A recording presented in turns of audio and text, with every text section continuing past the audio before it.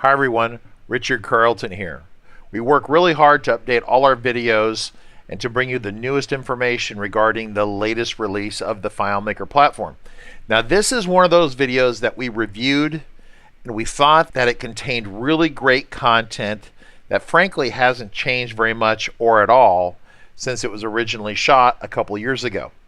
So we're leaving this FileMaker server performance improvement video from the 14 release because I think you'll find a lot of good value in this material.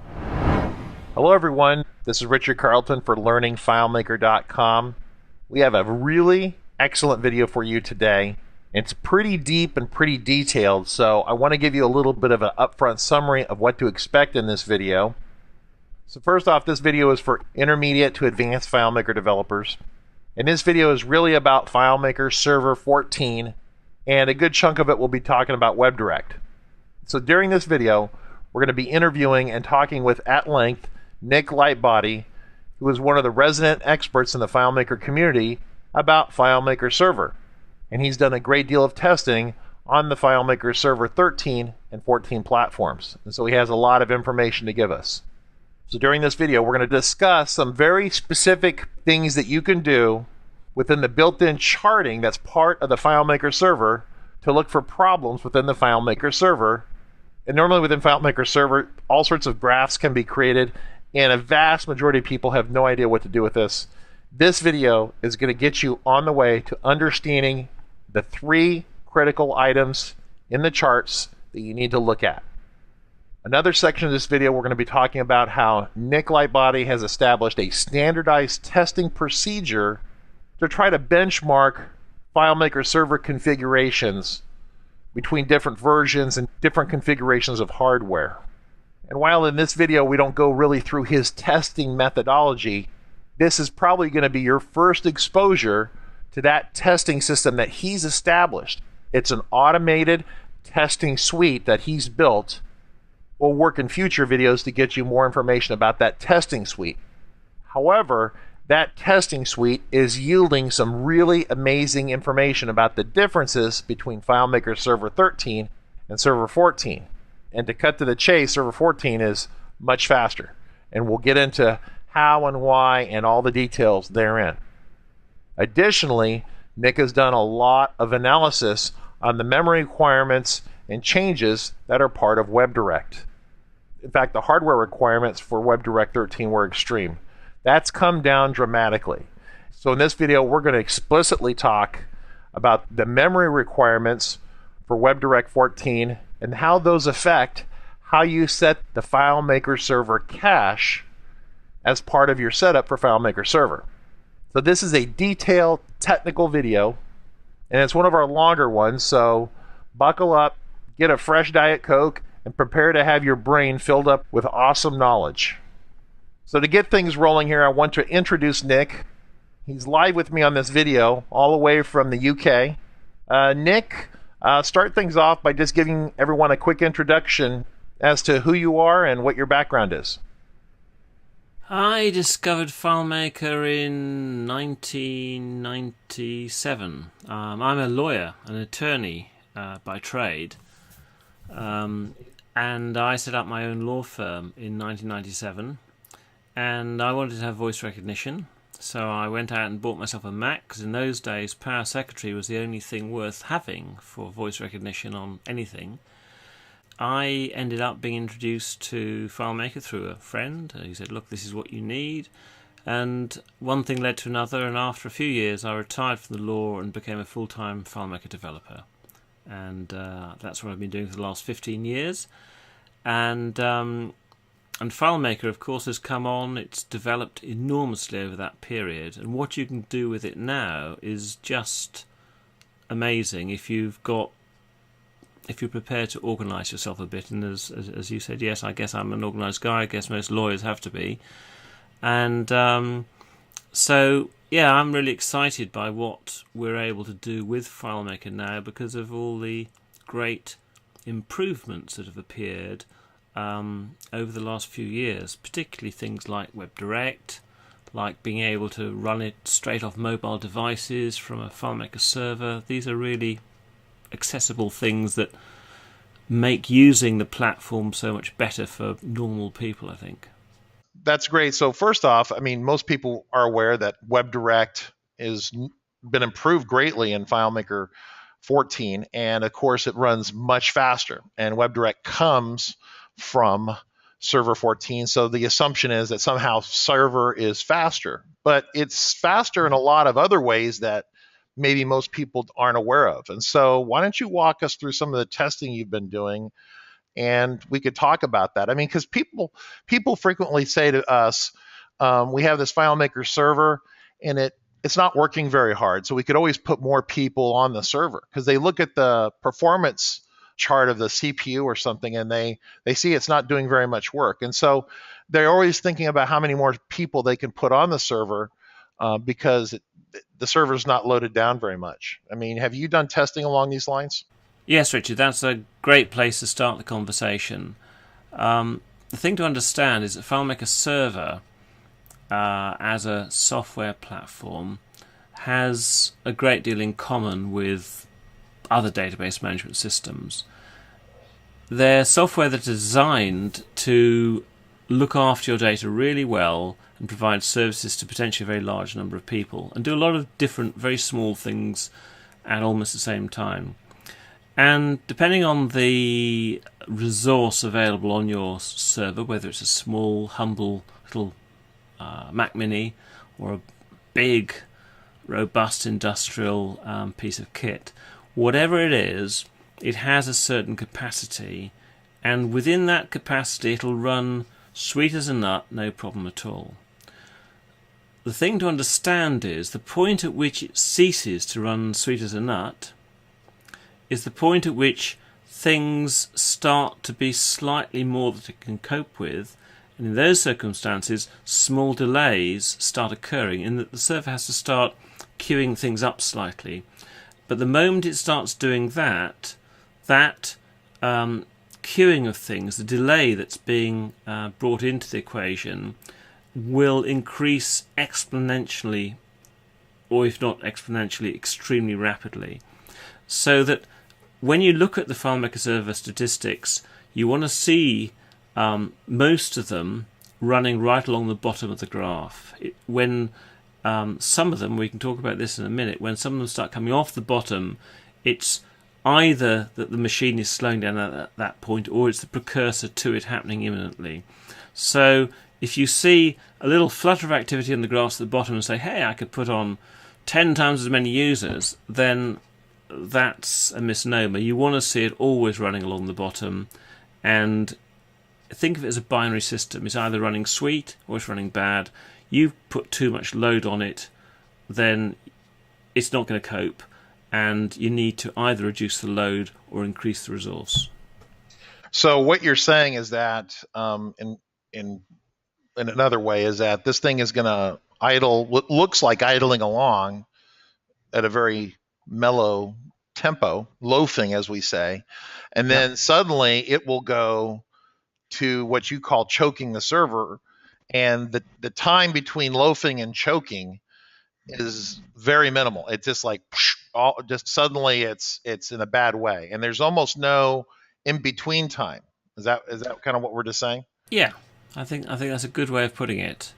For example, on the screen right now, Richard, can you see my screen over there in California? Yeah, it looks beautiful. Okay, cool.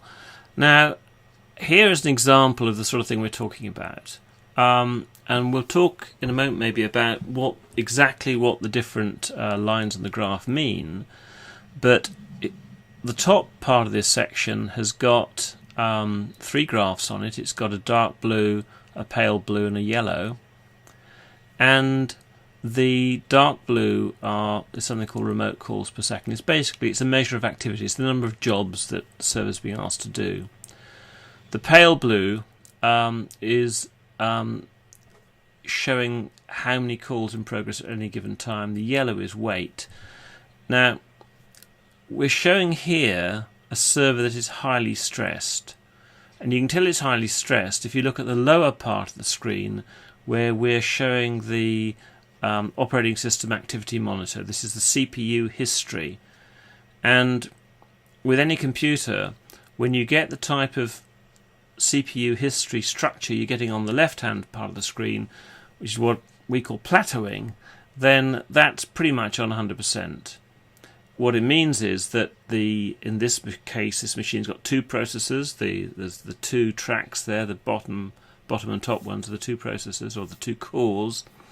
When they get to the point where they're maxed out, where they're plateaued, at that point you're not going to see much meaningful performance from any software on the server. Everything is going to take ages.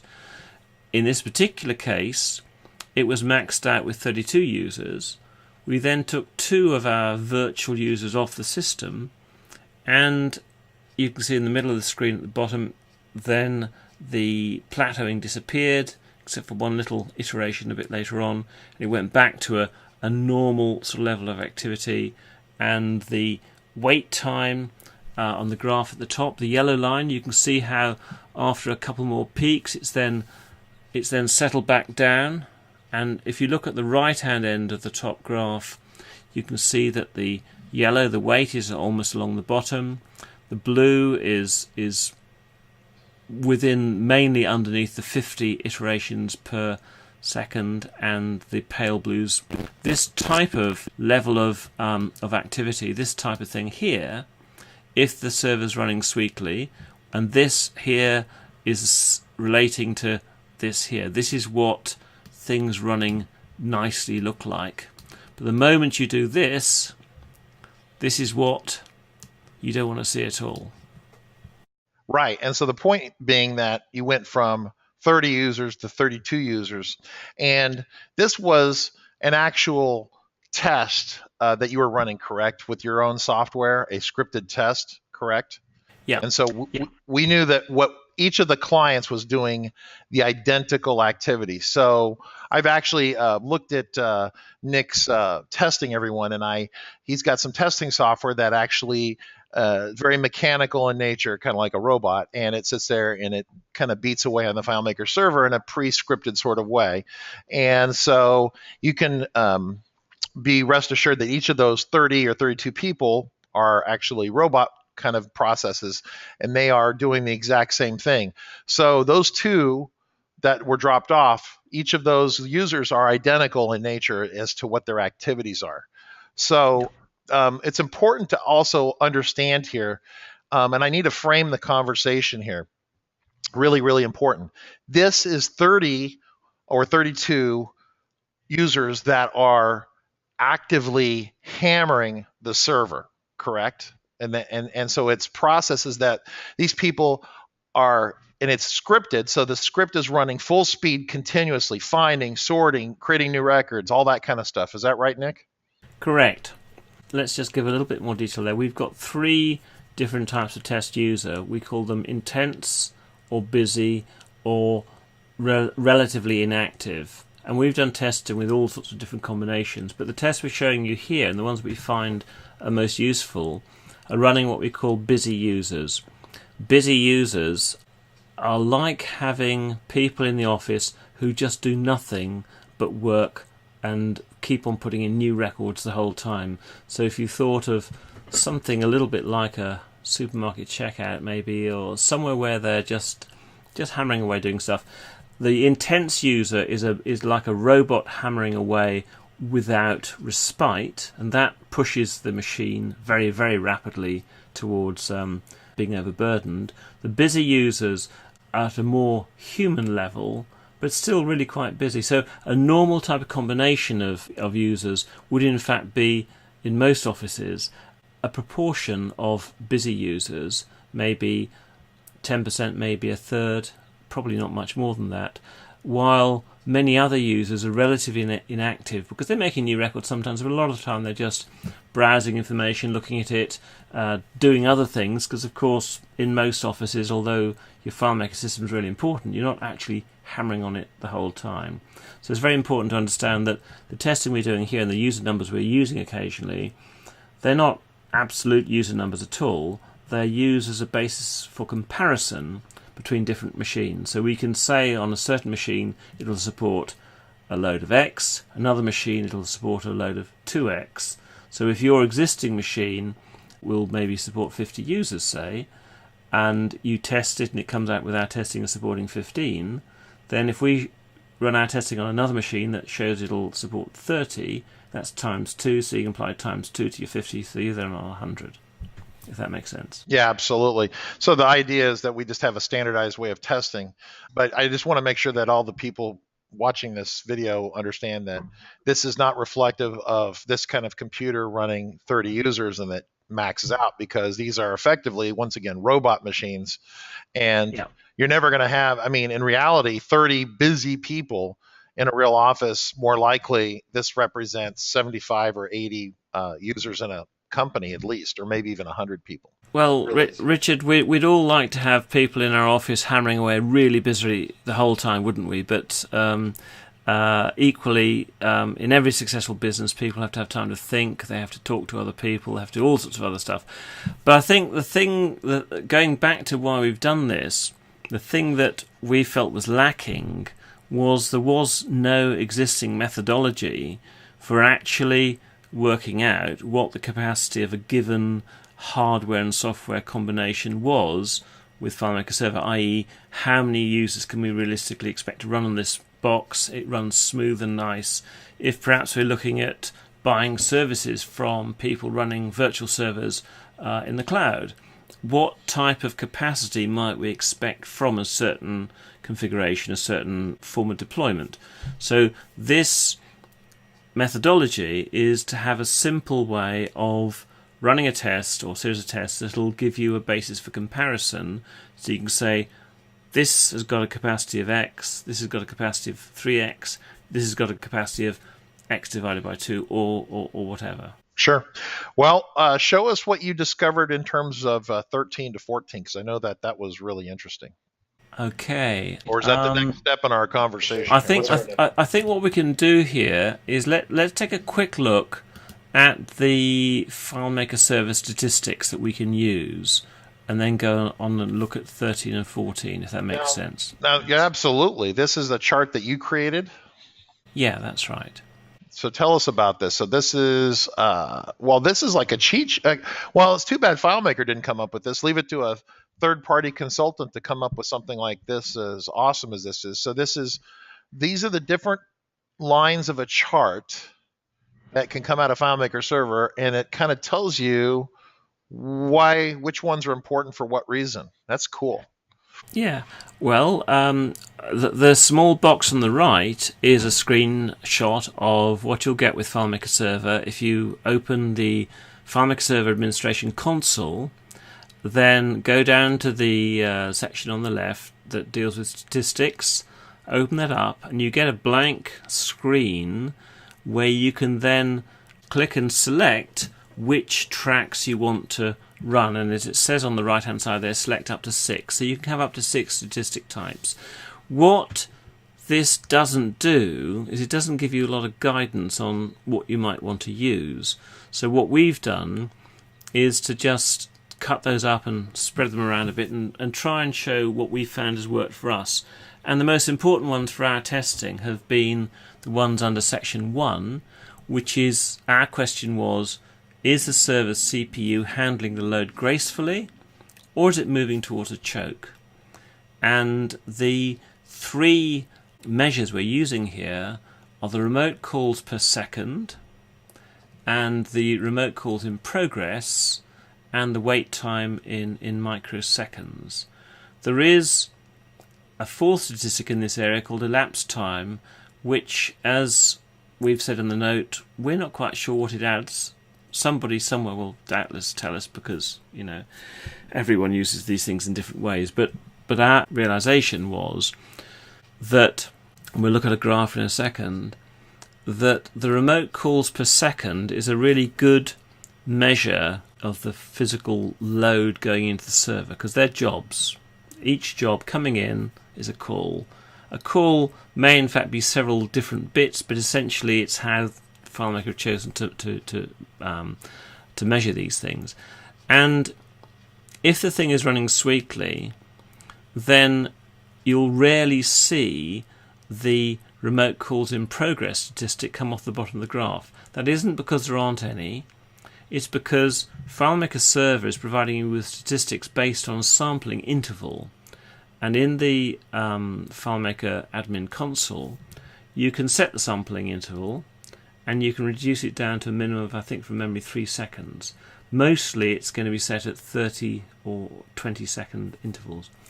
And because the remote calls that it's measuring will take only milliseconds or microseconds perhaps to complete, very often it doesn't see any at all.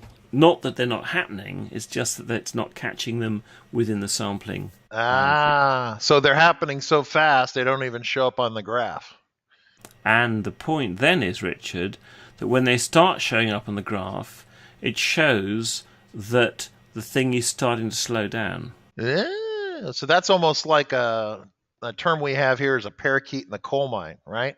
If you're in a coal mine and you're digging in the coal mine and the parakeet, doesn't make it, you got poison gas in the coal mine.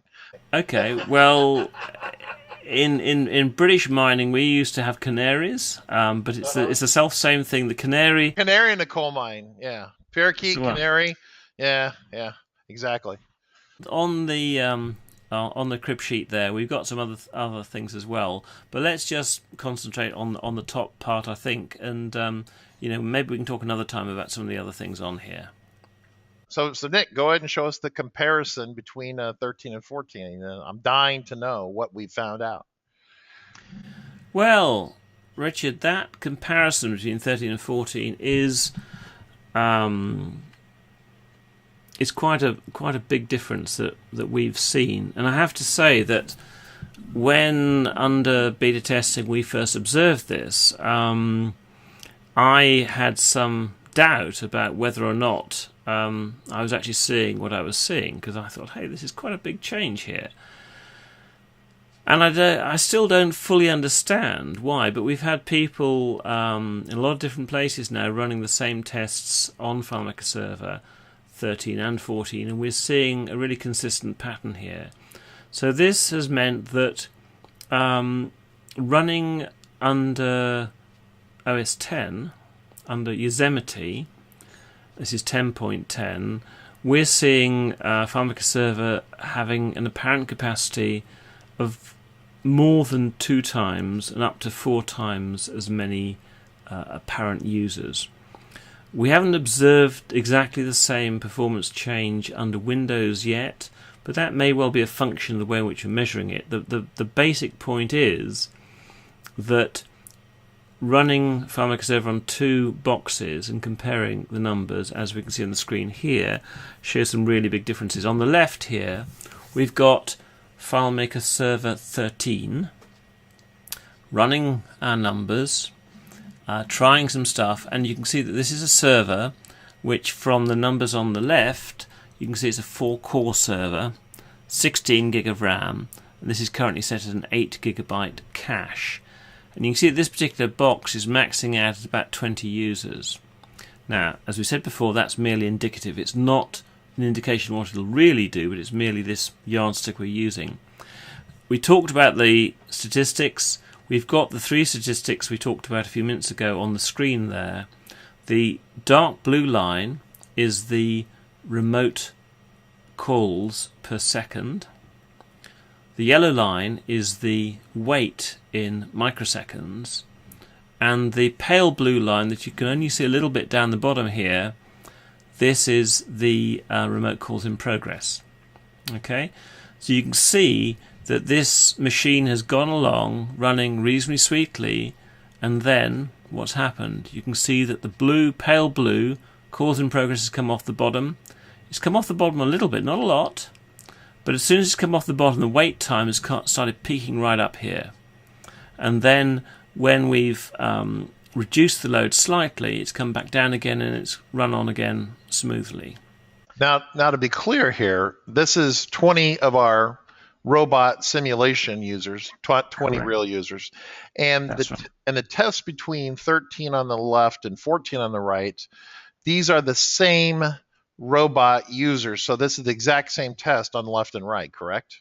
It's the same test on left and right, but the server on the left is considerably more powerful than the server on the right. So you're saying the 14 server ran more users, Yeah. but it was like looking at it, it's like less RAM, half the number of cores. Half the cores and half the RAM, which whether you say that's half as powerful or a quarter of powerful, I'm not quite sure, but it's a lot less powerful. So with a much smaller box, we're getting a much sweeter performance with significantly more users. So clearly, there's been some optimization under the hood with FileMaker between the 13 and 14 release cycle, which is great news. Well, they needed it with WebDirect, certainly. Yeah, that is the case, and I mean, under 13 WebDirect, that was the first time we'd seen it in a release, and it's obviously a really important new technology. And like every first release, it's going to have some great stuff, and it's going to get better rapidly as they pour more resource into developing it. But I think another point we should just bear in mind here, Richard, is this: that when FileMaker Server is running on a box, whether it's a Windows box or whether it's an OS X box, the different parts, the different processes that FileMaker Server is running, those are all competing for resource from the operating system, which is essentially is CPU cycles, is RAM, it's the stuff that the computer provides as a resource for the software to run. And the thing to remember is it is actually the operating system that controls how these different competing processes, what they get. FileMaker Server normally is running 6 or 7 processes, and these are separate things doing separate parts of the service that this runs. So if you look on the activity monitor, you'll see them as different services or processes running. Under Windows, under OS X, it's exactly the same. And each of those different processes or services are actually competing with each other under the overall control of the operating system. So what we're seeing here is a combination of FileMaker Server 13 and 14, or 13 in one case, 14 in the other, under the OS X operating system, and how OS X on the right-hand side with 14, with Yosemite 10.10, how that's actually allocating resources. What we haven't yet seen is exactly how this works under Windows, and obviously all serious big-scale FileMaker Server operations are going to be under Windows, and we're looking forward to identifying exactly how these things work under Windows as well. But we're really excited by the very significant improvements in performance we've seen here, and also under WebDirect, of course. Well, and then also I think with 14, the requirements for WebDirect have changed quite a bit. I think most successful deployments can be single machine deployments, and I think FileMaker's changed the RAM requirements. In fact, I think you were part of that conversation with FileMaker. I mean, can you tell us about that a little bit? Well, I wouldn't like to claim any credit for that, but in talking to the technical people at FileMaker about what they're expecting from WebDirect under this beta stuff, the impression that they gave me is they were expecting every WebDirect user to need about 32 meg of RAM. And at that time, the formal advice on the FileMaker website was saying 256 meg of RAM per WebDirect user. This is something that had been on their site for since the release of FileMaker 13. Well, our testing showed that around about 32 meg of RAM was a really good yardstick for WebDirect, and I can say that the guidance referring to 256 did disappear from the FileMaker website very soon after that conversation. So, Nick, I know that you're so awesome that you probably have some hidden statistics to share with us, so why don't you go ahead and do that? Okay, that's my pleasure.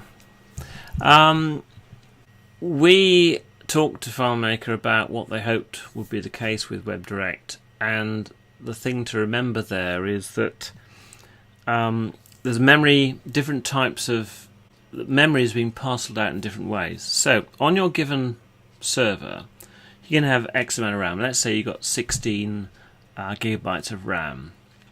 Now, when you set up the FileMaker server cache from the admin console, many people will give it as much cache as they can because they think that's a good thing, and that's often a really bad idea.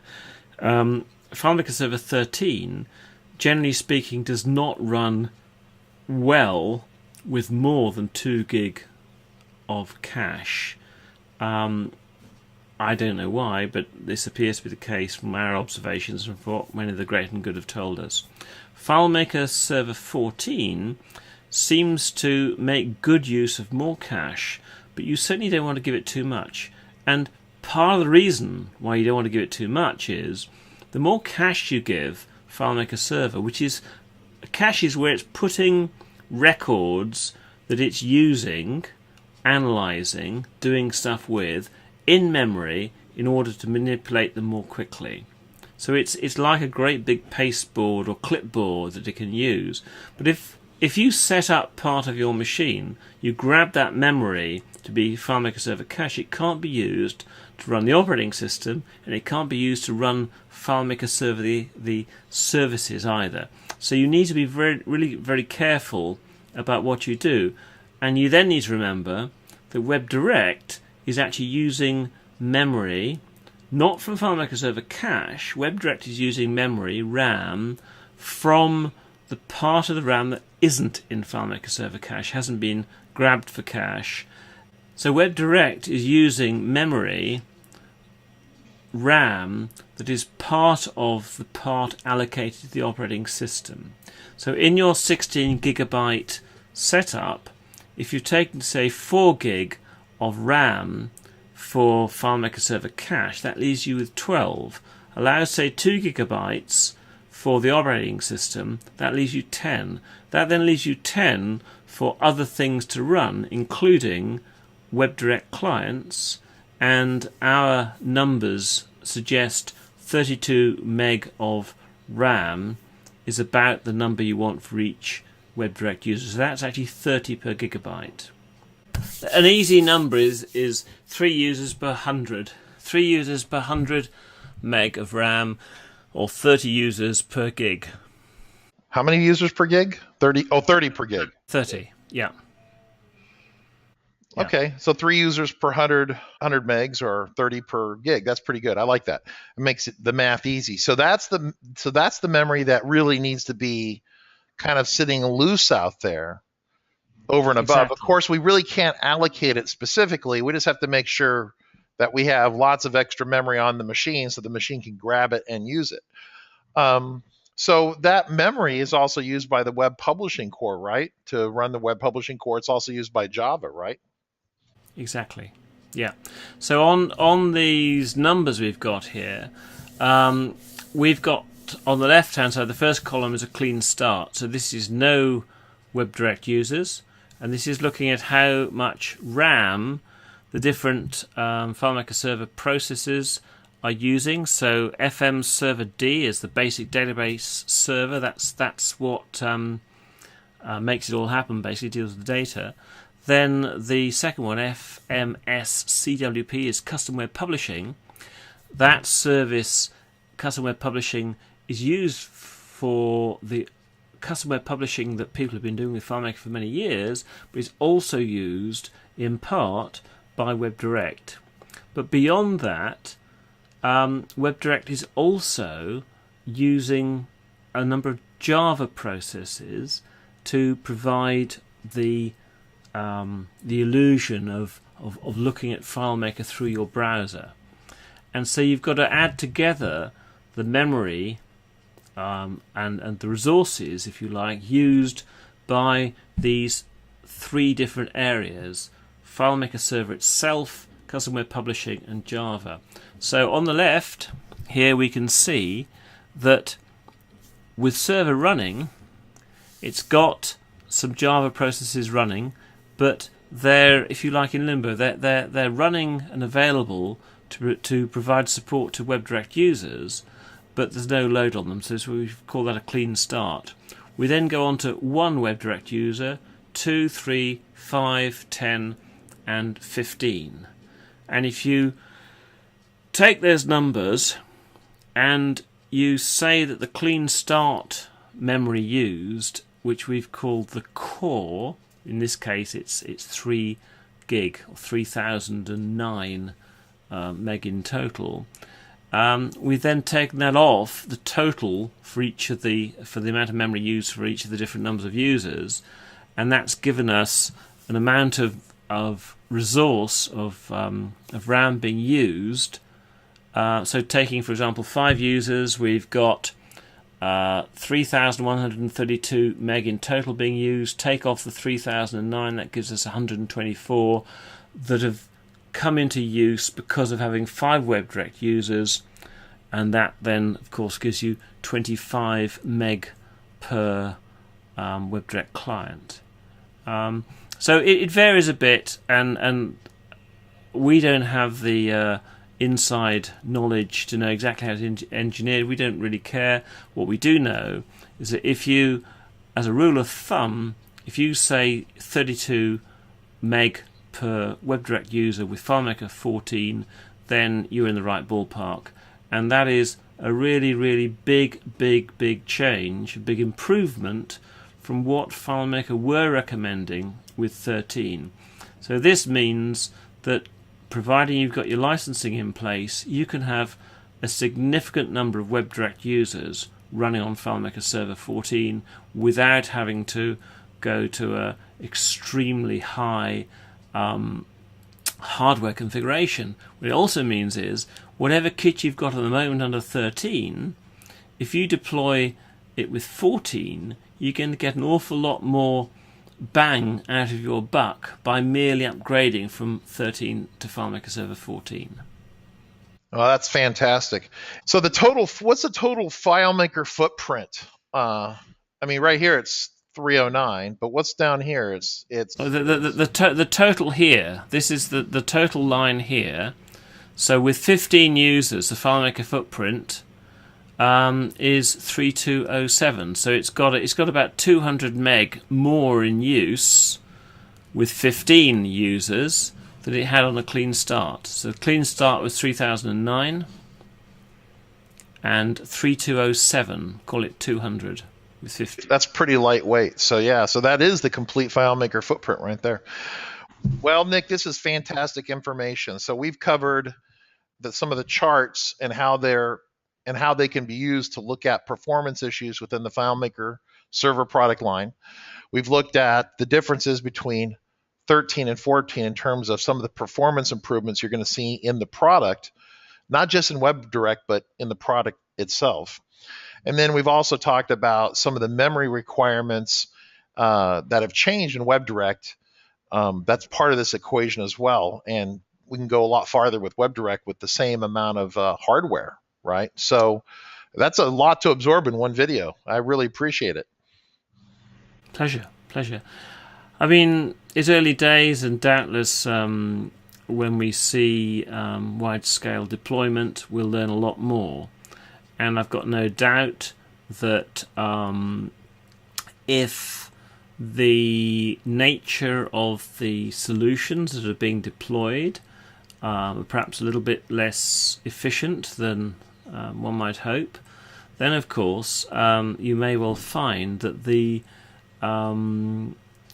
amount of users, the number of users and what they're doing that can be supported will reduce. Because the thing to remember, I think, is this, Richard, and I think it's a fair point, that everyone who owns a FileMaker server deployment, everyone who's in control of it, if it doesn't run well, it is ultimately their responsibility.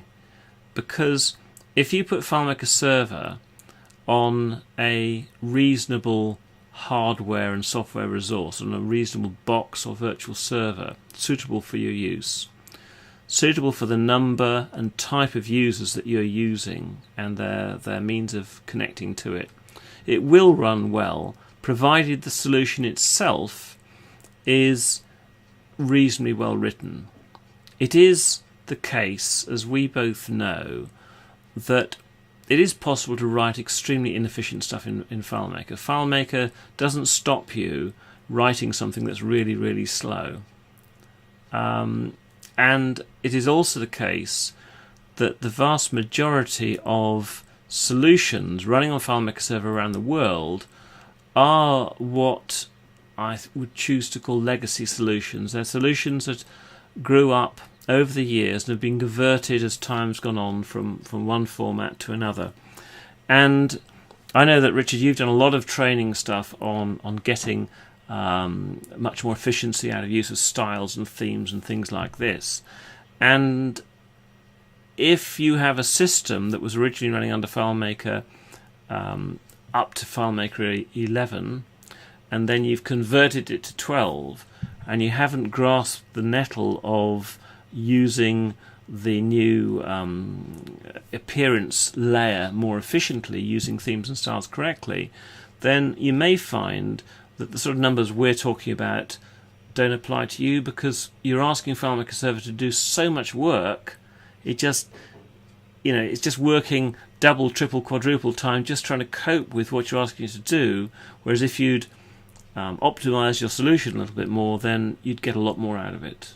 Yeah, absolutely. We've covered in our 14 training course that we have available right now, there is a number of videos that talk about optimization for your FileMaker solution, and it can't really be overstated. Optimization is really an important skill set that you should learn as you're learning.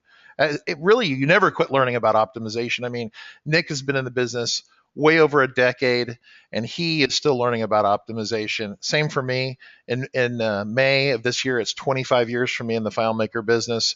I'm still learning about optimization. So if you haven't checked out our pro video training course, it's a whopping $40. It's a one-time fee. You pay that, and you get tons of videos, including this optimization about layouts. And if you go through the optimization, your layouts are going to run twice as fast. That's just one area. And then there's videos on unstored calculations and summaries. And then there's videos on other things that you can do to improve performance.